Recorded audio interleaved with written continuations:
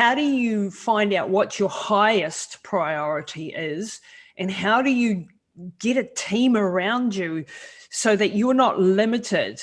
I think there's a lot of business people that are listening to this, me included in this, who are struggling to get past a certain ceiling because their area of genius is one thing that they love and they're excelling at, and you'd like to spend all of your time doing that, but you're stuck in the Groundhog Day of admin and technology and the stuff that you hate, and not busting through because financially you can't delegate to people. You also got to find people that are, a good fit for you, who can do the jobs, and then also have the finances to be able to break through to that next level. Can you talk to that a bit?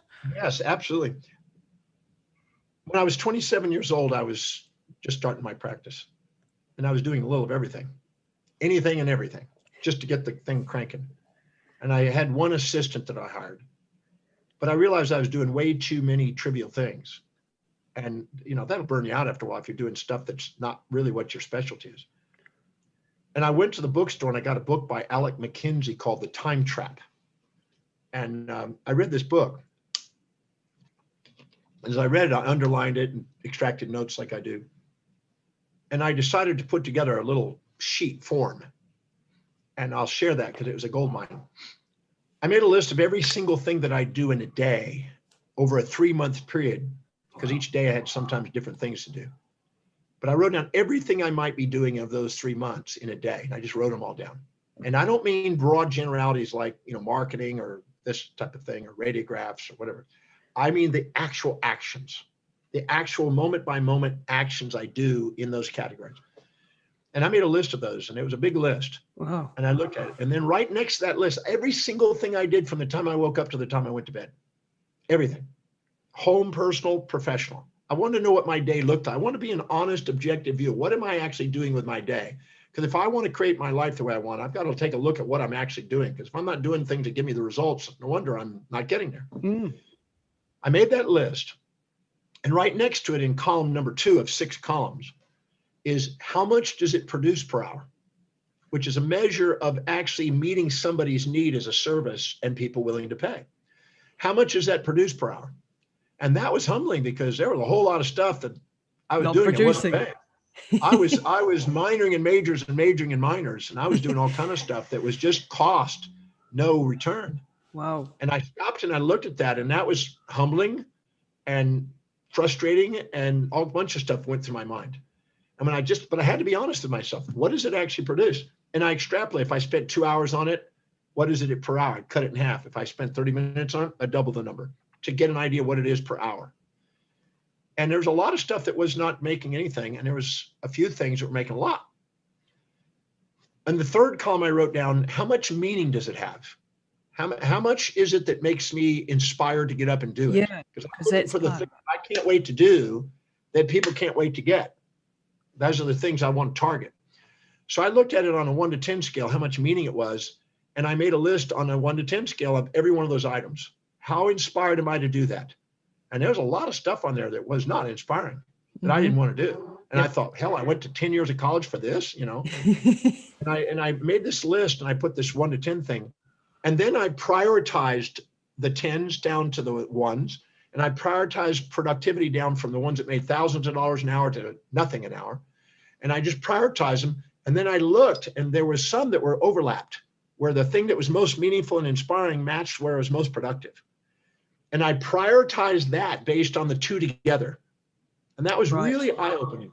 Yeah. And then I went to the next one because I realized that if I don't delegate, I'm trapped. Yeah. Then I put, what does it cost? Every cost, not just salary, but training costs, hiring costs, parking costs, insurance costs, everything. What is the cost of somebody excelling at doing what it is I'm doing at a greater job than me? What would it cost? On every one of those items, the best I could. So I had to just guess on some of them, but I extrapolated the best I could. And then I prioritized it based on spread, how much it produced versus how much it cost. And then I put another column in how much time am I actually spending on average. And in the final column, I wrote down, what are my final priorities with all these variables in? And I did a Wow. very thorough prioritization system there. And then I sliced those into 10 layers. And then I put a job description. I put a job description on that bottom layer and hired somebody to do that bottom layer. And it took me 3 people to get the right person because I had to learn about hiring. I didn't know how about hiring. And I finally got the person there, and that was freed. And that allowed me to go up a notch. And then I hired the next layer. And what I did is it allowed me to go and put more time into the thing that produced the most, which was actually sharing a message of what I was doing publicly with speaking. Public speaking was my door opener. Yeah. And I just kept knocking out layers. In the next 18 months, my business tenfolded in increase in income and business. Wow. And I had 12 staff members and 5 doctors working for me in a 5,000 square foot office from a under 1,000 square foot original office in 18 months. Wow. Because I said goodbye to anything that weighed me down. Anytime you do something that's lower on your values, you devalue yourself. Yeah. And anytime you do something behind your values, you value yourself. And the world values you when you value you. And it's waiting for you to get authentic and live by the highest values, which is your ontological identity, the thing you really revolve around. Yeah. My highest value is teaching. So I call myself a teacher, right? Yeah. So whatever that highest value is, if you prioritize your day and fill your day with high priority actions that inspire you, it doesn't fill up with low priority distractions that don't, because it's now you're allowing yourself to be authentic. And it doesn't cost to properly delegate. If you get the right people and you go on and do what produces more per hour, it doesn't cost. It makes money. That's the hard part, isn't it? Is growing Making in sure you do your responsibilities and go do the thing that knocks down the doors and goes and does the deals, and then go and let them do all the crazy work. When I was 27, that's the last time I ever wrote a check or did payroll or looked at bills. I never looked at that again, because that's a $20 an hour job, and I could make, way more speaking and doing my doctoring. So I thought, I'm not doing anything that's going to devalue me ever again in my life. I've never gone back.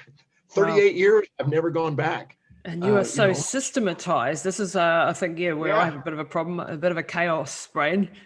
I'm an ignoramus when it comes to anything other than research, write, travel, and teach. That's it. Yeah. And this is the dilemma, I think, of small businesses is getting that mix right and not taking on people before you can go to that next level. No, but you go to the next level by taking them on if it's done properly. If it's done properly, because I've sure. That's why I have a value determination process on my website to determine the values of people I hire. Because if they're not inspired to do what I need to delegate, that's not the right person. Yep. You got to have the right people on the bus, as Colin says. And then I have to be clear about what I can produce if I go and do these other things. And me speaking and me doing the doctoring on the highest priority patients was way more productive financially than me doing those other things. Yeah. So once I got onto that and I put something in place just to book speeches and just to make sure that I was scheduled and filled my day with schedules with patients, it was a day and night. You went. And I've never gone back to that. I only research, write, travel, teach. That's it. That's my dream. I'm going to get there. Yeah, I don't do it. And what's interesting is I became financially independent doing that because of that. Yeah. Because I learned that if I don't value myself and I don't pay myself, other people aren't going to pay me. They're waiting for you to value you. And when you value you, the world values you. And you pay yourself first, other people pay you first. And there's a reflection economically there. And that's what allowed me to do it. So, because financial independence isn't for debauchery, it isn't for the fun life, in my opinion. No. It's for making sure that you get to do what you love because you love it, not because you have to do it. And the point is, when you're doing something you love to do, when you're on fire with kind of an enthusiasm, people come around to watch you burn, and they want to see you on fire. They do. That's what I say about breaks. If you I say my job is to make you feel comfortable being uncomfortable. That's the being uncomfortable. I'm going to make you comfortable being uncomfortable. Yep. So what are some of the stuff else that you talk about in the breakthrough experience? Talk me through a little bit of the process that you get people to take. And so, and then we'll look how people can join the breakthrough. One of those is owning the traits of the greats. See, I always say at the level of the essence of the soul, which is the real authentic self, you might say. Yep. Nothing's missing in you. But the level of your senses, things appear to be missing in you. And sometimes we compare ourselves to others. We put them on pedestals. We put them in pits. We put them above us or below us, greater or lesser than us. Yes. And we don't have an equal sign. So there's no equanimity and equity in there. Wow. And as long as we do, we're going to inject their values and try to live in their values, which is futile, or project our values and try to get them to live in our values, which is futile. And all that futility energy is what drains people. Wow. When you actually start to do something that is authentic to you and are more objective, filling your day with high priorities. Think about when you really knocked it out of the ballpark and you stuck to priorities in the day. You come home, you're resilient, you can handle anything. But if you put out fire and just had nothing but low priority stuff during the day and you feel like, man, I never got to what was important today. What a day. You're a bear when you come home. And that runs your immune system down. So owning the traits of the greats, finding out what it is around you, the heroes and villains around you, own them. So you're not thinking, oh, I need to be like them or they need to be like me. Just own it all. And I'll give yourself to realize that if you're admiring somebody, it's because you're too humble to admit what you see in them inside you. It's not missing. It's there. You haven't seen it. Become aware of it in your own form, in your own value system. Don't compare yourself to them. Compare your daily actions to what you value most and stick to priority. And so when you start to think that someone else, because we do this all the time, we're comparing ourselves. You meet someone on the street and you're like, oh, they're better looking than me, they're richer than me, they're this or that. Doing that act actually diminishes what you feel. But they don't have yourself. a better life than you. That's what's so funny. Yeah. You know, I've met a lot of celebrities, a lot of world impacting people, probably 3,000 or 4,000 of them now. And they're just human beings. And we think, oh my God, they got this great glitzy life. No, they don't. You know, I know some celebrities that can't even go outside without the paparazzi and they have to go flying, you know, into an island to hide somewhere, you know, and they have challenges that you probably don't want. But the reality is they're not better. They're just different. Yep. And that's the realization. They have a different set of values. They have a different set of, quote, successes and failures. And if you compare yourself to them, you're going to minimize yourself. Yeah. But if you actually go and find out what you see in them inside you in your own form, otherwise you're going to do what Einstein said. You're going to be a cat trying to swim like a fish, beating yourself up, or a fish trying to climb a tree like a cat, beating yourself up. Honor that you're a cat.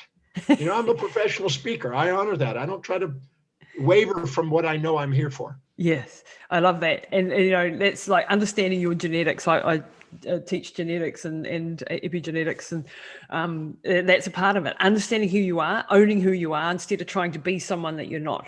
Looking at the bad and the good and the ugly, it is what it is, and how do we make the best out of this? You know, no matter how ugly you are in the world, there's somebody out there that is going to love to look at you. Yeah. That's what's funny.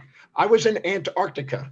I live on a ship, as you know, and we sailed down to Antarctica, and there was 5 million penguins along. I mean, as far as you could see is penguins. And I watched the penguins, and there were some really gimpy looking penguins that weren't that attractive. But I found if I waited there and watched long enough, another gimpy penguin found him and they mated with him. It was lovely. And then there was this really flaring, you know, debonair penguin, right? That just had a perfect tuxedo on. And there's this beautiful penguin. There was a penguin for everybody. And I could see all my friends and their personalities in these penguins. It was quite interesting. So it's in the eye of the beholder, beauty and that. Absolutely. The same thing, we tend to think, well, they've got a better deal. No, they don't. They have a different deal. They have a different deal. And and it's about you finding your priority, living your best life, living your optimal performance, and not getting yourself in the way and not letting other people control what that is. You know, if you don't empower your own life, people overpower you. Rose Kennedy had a mission statement. I actually was given a book by a woman who was a patient that her father gave her the book, and her father got that book from the Kennedy family. So this was handed down from the Kennedy family to a father, to a daughter, to me. And in there, I was going through this book, and it was on magnetism. It's an amazing book. And in there was a handwritten note by Rose Kennedy, and it was her mission statement. And it said, I dedicate my life to raising a family of world leaders. Wow. That was her mission statement. She sure did that. But here's a mother, and I've had mothers come up to me and say, well, is that enough? And I go, I read that to them. Anytime I have a mother that's thinking, oh, I should be a businesswoman, or I should be this, or I should be that, but they really, really want to raise kids, but they're comparing themselves and they're thinking that's not enough. I read that to them. Yeah. Because she created world leaders as a mother. And she that's the ripple effect, isn't it? That's the ripple effect that because her heart was there. Her heart was wanting to be a mother. And we sometimes go, oh, well, they're doing this, so I should be doing this. Anytime you hear yourself saying, I should, I ought to, I'm supposed to, I got to, I have to, I must, or I need to, you're living under the imperatives of other people that you've subordinated to, and you're injecting values, which is clouding the clarity of your own mission. Wow. And giving yourself permission to get your mission back and saying thank you, but no thank you to options of who you are, and give, truth to who you are. That's what's liberating. Be an unborrowed visionary, not a borrowed visionary.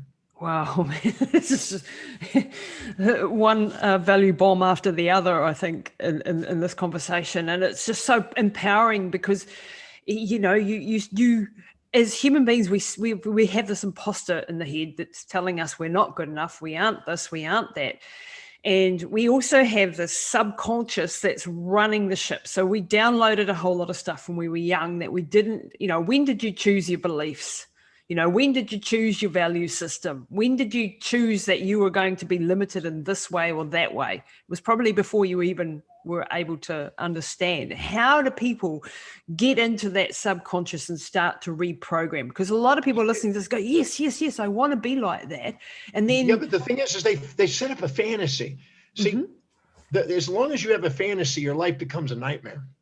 You got to set a real objective, something you're willing to embrace pain and pleasure in the pursuit of. If you're not willing to embrace both pain and pleasure, support and challenge, ease and difficulty in the pursuit of it, it isn't your mission. Because that's the sign of the mission. You're willing to do whatever it takes, travel whatever distance, pay whatever prices, as that happened to me.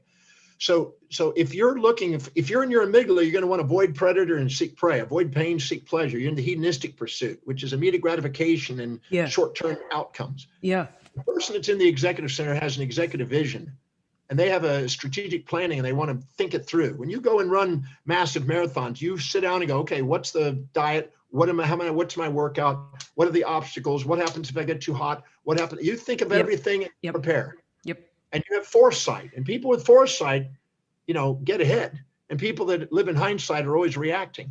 Yep. And what number one thing that stops that is giving power to other people that you put on pedestals. We're not here to put people on pedestals. We're not here to live in their shadows. We're here to stand on their shoulders, as Newton did. So our job is to, whatever we see in other people, own the trait to great. That's what I do in the breakthrough experience. What is it I admire about them, and where do I have it until it's quantitatively and qualitatively equal, so they're no longer up on this pedestal and I'm no longer minimizing? Because if I set a goal that matches their values, I'm going to beat myself up. When you have self-critical statements inside your head, that's not a bad thing. That's letting you know you're pursuing something that's not you. That's a feedback. The second you get onto what the navigation you don't have that. I've demonstrated that in thousands of people. The second they get onto them, they get tears of gratitude. They know what it is. That disappears. That's a homing device to try to get you to set real goals with real objectives that are deeply meaningful, and quit trying to be somebody you're not. Wow. Okay. So what about things like, your amygdala? You talked about the amygdala and your prefrontal cortex and your executive function, and what happens with people who have, I had Dr. Austin Perlmutter on the show, Dr. David Perlmutter's son, who's written a book called Brainwashed, and he talks about the separation between the amygdala and the prefrontal cortex, that the connection, the conversation isn't going backwards and forwards. And in people with brain injuries, for example, or with a lot of inflammation because they've been eating wrong foods or exposed to toxins, so there's an actual physical thing. How can people get that amygdala under control? Because so many people, whether it's from a brain injury or from bad foods or whatever, are living in this amygdala state where they're in a reactive, immediate gratification, make the short-term decisions, not looking at, and this is affecting us worldwide. This is not only on the individual level, but also even some leadership levels, people are doing it. Oh, absolutely. Yeah, but the thing is, we have neuroplasticity, you know that. Yeah. And neuroplasticity allows, neurogenesis. It can reactivate neurogenesis. And we can remyelinate with our oligodendrocytes. We can remyelinate that internal system. And the astrocytes and oligodendrocytes are sitting there building and destroying these things, remodeling these things constantly. Yeah. Yeah. Now, every time we live by the highest priority, the highest value, the prefrontal cortex starts getting myelinated. And the neurogenesis and the neurons going from the prefrontal cortex with glutamate and GABA, the regulators of the amygdala, calm down the impulses and instincts of the amygdala that cause us to have these fantasies and nightmare states. these distractions. So the second we start to go back to priority, the blood glucose and oxygen starts going up into the forebrain and starts myelinating that area of the brain. And we can neuroplastically do it if we stick to priority. But what we do is we're subordinating and fearing rejection and holding on to fantasies as a result of that aren't matching what we really are committed to. And we think we know ourselves, but we don't. Getting clear about, that's why I have on my website the value determination process, to get clear about what you really value. Because most people, if I ask people how many want to be financially independent, every hand goes up. And then I say, well, how many are financially independent? All the hands go down. I said, you really don't have a desire for financial independence. You think you do. You have a desire to spend money on immediate gratifying, consumables that depreciate in value. That's what your life's demonstrating. You need to face the fact about what your values are and know what those values are if you want to really achieve what you say you're going to achieve. So a lot of people don't really have that. They say they want something, but that's not really what their life's demonstrating. They're not weird. I want to know what their life's demonstrating they're committed to and structure their life around that. That's what upgrades the myelinization on the forebrain. Wow. And so it's not just the foods that we're eating and the things like the actual physical. That's part of it. Yeah, that's part of that. Inflammatory responses. But a lot of the inflammatory responses are associations made in the brain on things that are supportive or challenging of your body. So if you perceive something challenging you, you'll have a kind of an anti effect on it. You'll have I always say that if you've got shame and guilt or whatever, you're going to literally have an autoimmune response attacking parts of your body.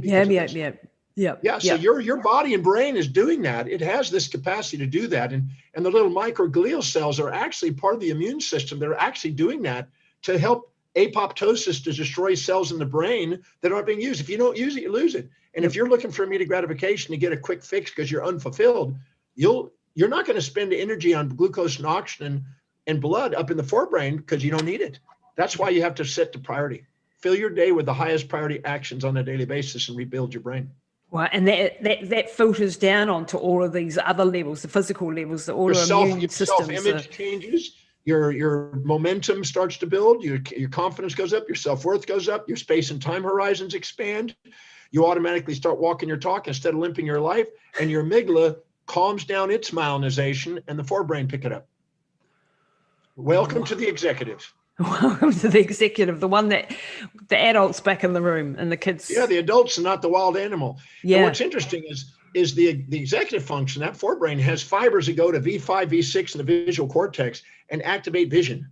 And it goes down into the decision makings for strategic planning. And it goes to the associative motor functions to get spontaneous action. And it calms down the amygdala, the nucleus accumbens and the pallidum. It calms them down and gets them ready for an inspired action.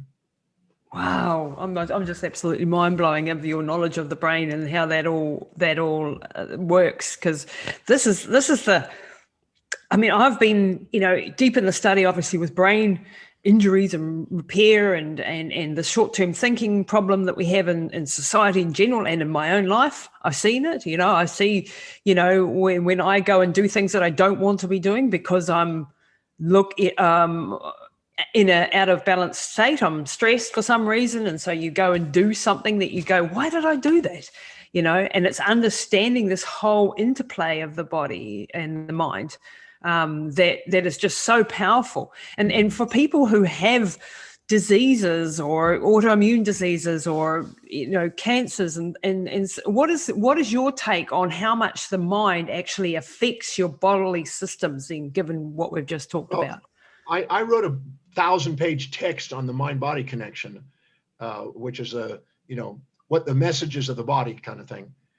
And I through perception, the ratios of perception impact through perception going into autonomics, the autonomic nervous system. If you have a perception, you've got more support than challenge, your parasympathetic comes online. You get more challenge and support, your sympathetic comes online. Yep. Those create neurotransmitter ratios. Those create epigenetic impacts because they literally cause kinase and phosphatase responses and acetylation and methylation. Yep. And these are basically changing our physiology, creating symptoms in our body. And most people don't take the time to look at applied physiology. I've been focusing on applied physiology since I was 23. Wow. And studying what exactly does that cell do?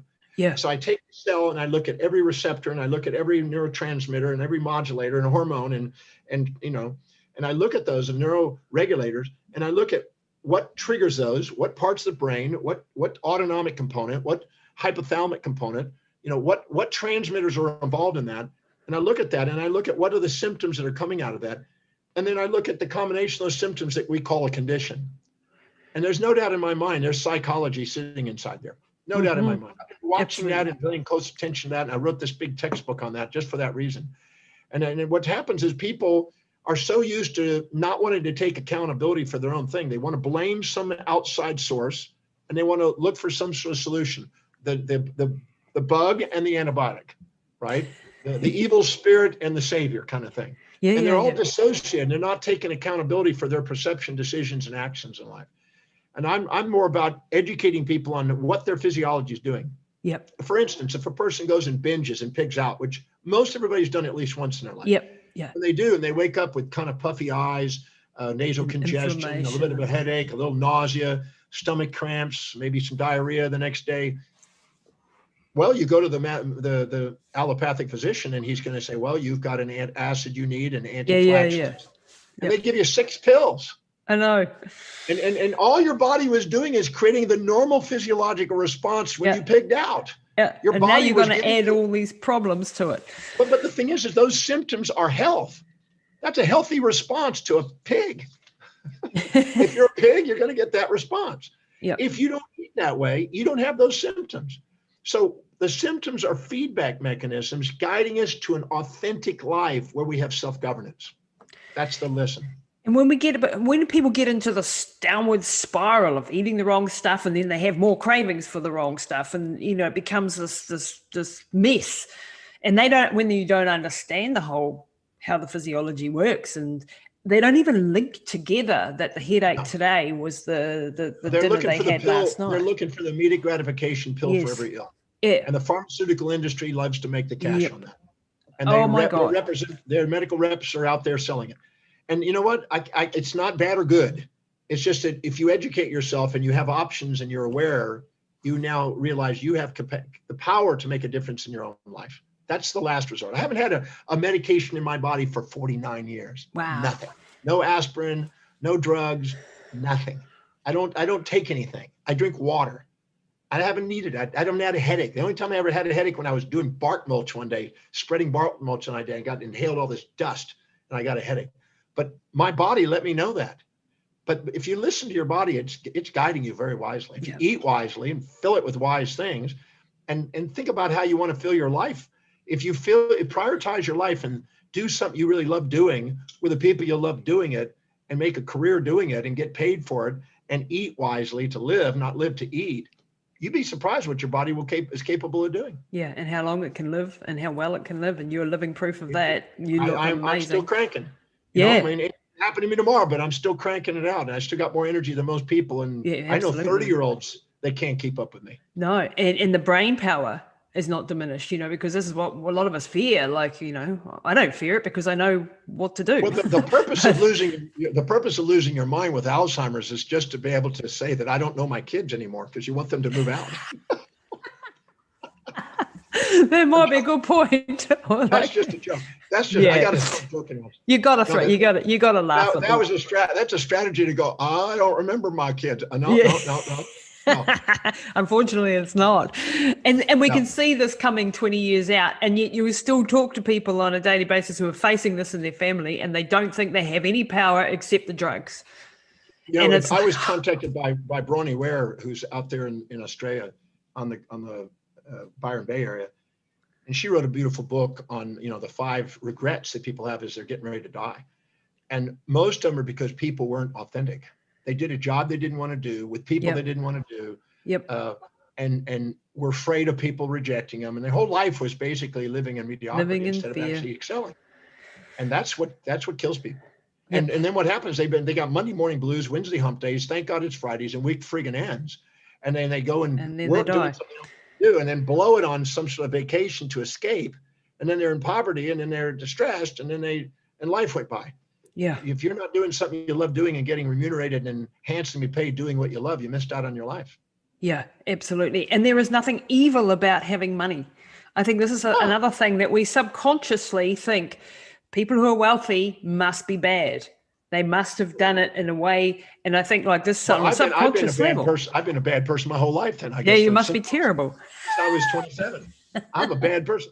No, what I found is that I made it a commitment that I was going to master finance, just like any other field. Yeah. And I read about 1,400 books on that topic. And so I learned how to do it. And I started to save and invest and start doing things. And then I worked my butt off. I got a little ass because I worked. Yeah. And I've been serving 7 days a week. So I have no problem doing that. And I'm a believer that if you can be a slave to money or you can be a master of it. If you're a slave to it, you're going to work your whole life for it. The people that say, well, I don't want money, it's bad and evil. They work their whole life for it. Yeah. I want it working for me. I make more money off my investments than I do doing anything else. And I'd rather have it working for me. And so I can then decide what philanthropic thing I can do with that. I can do a lot with that. And this is the power of having financial independence. Not that I've got there yet, but it's been able to have a bigger impact. It's been able to do more with your life. And this is the frustrating thing, that so much talent in the world and so much people with big visions and skills are limited because they didn't have the resources to do it. And that's any area of your life you don't empower, somebody's going to overpower you. So I made a commitment to empower. I wanted to create original ideas that serve people and wake up genius. I wanted to create an international business globally, which I've done. I wanted to be able to have financial independence, which I've achieved. I want to have a global family. My partner lives in Turkey. Yeah. Wow. Right now. Okay. She just left just the other day, She's on her way to Turkey right now, flying there. Yep. So I have that, and she's magnificent. She's one of the top singers, actresses, and models in the world. Wow. So I mean, you can have exactly what you set your mind to do. And I'm a believer that you can have influence and you can have a vital body and you can be inspired and create an inspiring movement for people. There's nothing stopping us from doing what it is that we would really love to do, except us not willing to do the actions to get there. Yep. And getting the knowledge and getting the teachers and getting the books and getting the mentors. And we have access to it all now. We have the damn internet. Online.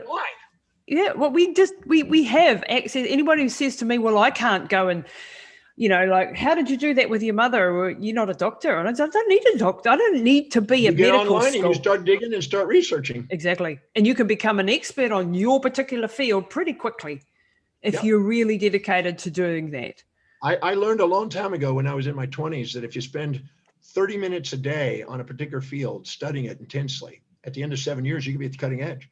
Wow. If you did it an hour a day, you could do it in 4 years. If you did it 2 hours a day, 2.5 years. If you did it 3 hours a day, you can do it under 2 years. Wow. And I demonstrated that in astronomy. I demonstrated that in dentistry, in my field of neurology.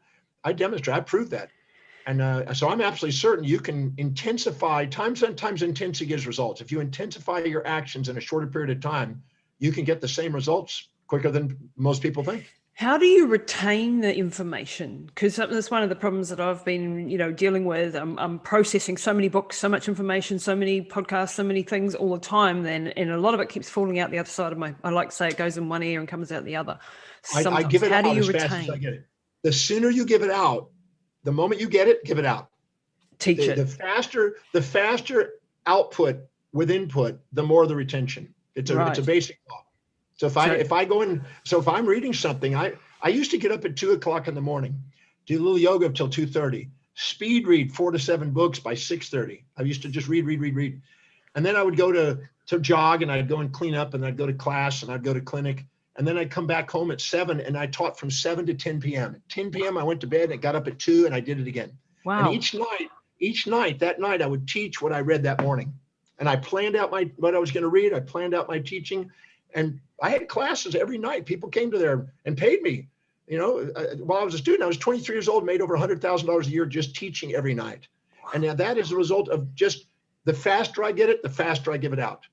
And that catalyzed a retention and an integration of information. And so keep using it. If you use it, you don't lose it. Don't wait till you're an expert don't wait before you start teaching. Just get it out there right now. Teaching is the fastest way to learn it. Wow. It organizes your mind and in order to present it, you have an accountability. Put a deadline on it and teach it. And that's how you learn it. Yeah. And that's forcing yourself to retain it. It's just like saving. If you just save money, you'll get ahead. If you wait until you have extra money, you won't. You never wait for it. You always pay yourself first. I learned a long time ago, don't wait until you have extra money. Just pay it and watch how more money comes to you. When you manage money wisely, you get more money to manage. That's the law. Wow. If you fill your life with suffering that you love, it's inspiring. It is, absolutely. And you know, like, strength comes from struggle. That's on my boxing club wall, you know, and that is, the more you have to fight against something, the more challenged you are by something, the more you are forcing yourself to learn, to grow, to develop, to get stronger. And that is one of the rules of the world. So you better be comfortable